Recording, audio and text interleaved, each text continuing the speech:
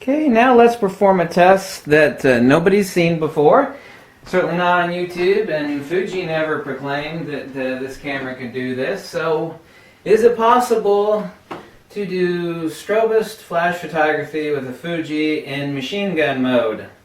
In other words, will the Fuji shutter take it? Can you use this for event and photojournalistic work? Right now I have an Nikon SB910, it could be 900, it could be 800, any one that actually have the front power adapter. I'm running a Quantum Turbo 3 power pack over here on my left side, and I'm on continuous high. Now you may not see all the flashes, but I have the volume turned up on the clicks on my shutter, so let's see if the Fuji can do complete sync at continuous high shooting. Oh my goodness. Well, that was a lot of shooting. Now obviously I couldn't count that number. I've done this test before, obviously, so okay. Yeah, even with a high-speed card that took a while, because that was a lot of shooting. Let's see how many pictures we took there. Yes, 15. I could have kept on going. That was 15 continuous shots. All of them turned out perfectly fine. Now, as Quantum Turbo will tell you, you have to let your speed light know. That was only about 1/16 power.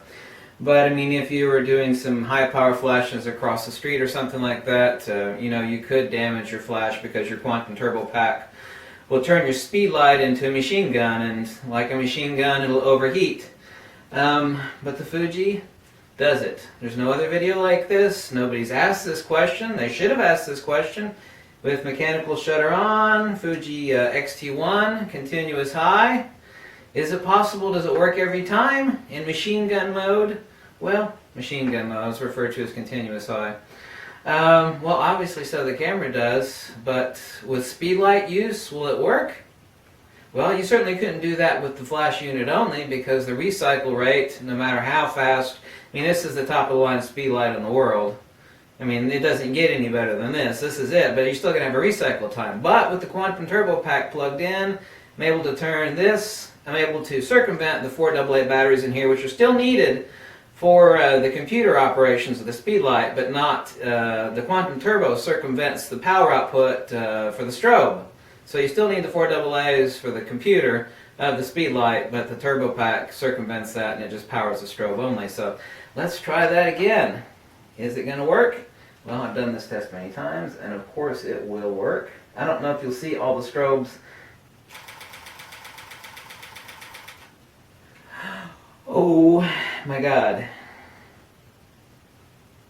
Still writing. This is the fastest speed SD card that you can get, but that's a lot of pictures, baby. And that was all strobe, all speed light. So let's dial back and see how many we got. Oh my God. 19 pictures, all perfectly exposed on the Fuji X-T1. Yeah. You've not seen this video anywhere else? Can the Fuji X-T1 do it? Yes, it can. I was actually shocked about this myself. Well, I guess I shouldn't have been. By the way, these Quantum Turbo packs, they ain't cheap. They are on sale, I think, for $500. They're $130 off right now until the end of January 2016. Right now they're $500. Normally they're $625. Like I said, it's you have to be careful with them, obviously, because it turns your speed light into a machine gun. And does it work on the Fuji? Oh yes, baby, it does. It does. It definitely does. Thanks for watching. You saw it here first. And yes, the Fuji can do it.